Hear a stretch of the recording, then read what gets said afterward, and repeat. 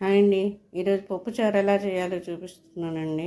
ఒక గిద్ద కందిపప్పు తీసుకొని శుభ్రంగా కడుక్కొని మంచినీళ్ళు పోసుకొని కొద్దిగా పసుపు వేసుకొని 3-4 విజిల్ రానిద్దామండి. నేను వంట తొందరగా అవ్వటం కోసం అని చెప్పేసి దాంట్లో వేసే ముక్కల్ని విడిగా చిన్న కుక్కర్లో ఉడికించుకుంటానండి. అందులో సొరకాయ ముక్కలు, టమాటాలు, అలాగే ఉల్లిపాయలు, మునక్కాయలు, క్యారెట్ నిలువుగా కట్ చేసుకుంటానండి. క్యారెట్ ముక్కల్ని కుక్కర్లో వేసుకొని వీటిని కూడా 1-2 విజిల్స్ రానిస్తానండి. ఇలా చేసుకోవటం వల్ల వంట ఈజీగా తొందరగా లంచ్ బాక్స్ కట్టే వాళ్ళకి చాలా ఈజీ అయిద్దండి.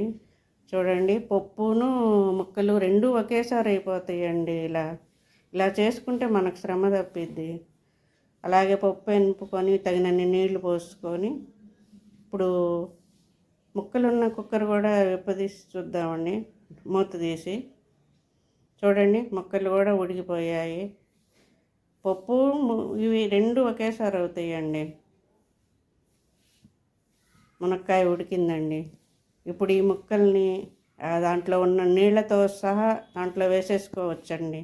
ముక్కల్లో ఉన్న నీరు వేస్ట్ కాకుండా మనం ఎలాగూ పప్పుచారులో నీళ్లు వేసుకోవాలి కదా, అలాగే ఈ నీళ్ళు, అలా చింతపండు రసం, కారం, పప్పుచారుకు తగినంత ఉప్పు, 2 పచ్చిమిరపకాయలు,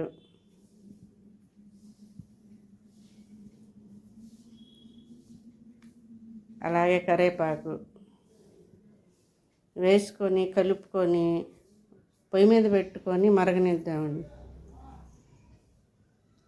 ఒక 2 పొంగులు వచ్చేదాకా పెద్ద మంట మీద పెట్టుకొని సలసలా కాగనిద్దామండి. వచ్చే నొరగని కొంచెం పక్కకు నెడుతూ బాగా ఉడుకుపట్టియాలండి పప్పుని. చింతపండులోని పచ్చిదనం పప్పులో ఉన్న ఇది పోయి బాగా 2-3 ఉడుకులు పట్టిన తర్వాత సిమ్లో పెట్టి మరగనిద్దామండి. ఈలోపు తాలింపు కోసం అని చెప్పేసి నూనె పెట్టుకొని దాంట్లో తాలింపు గింజలు, పెద్దుల్లిపాయలు, ఎండుమిర్చి, కరివేపాకు, కొద్దిగా ఇంగువ వేసుకొని తాలింపు చేసి పక్కన పెట్టుకున్నానండి. ఇప్పుడు చూడండి, పప్పుచారు కాగినాయి.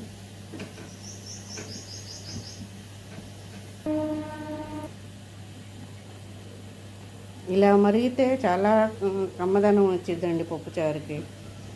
తాలింపు వేసుకుని కలుపుకోవడం.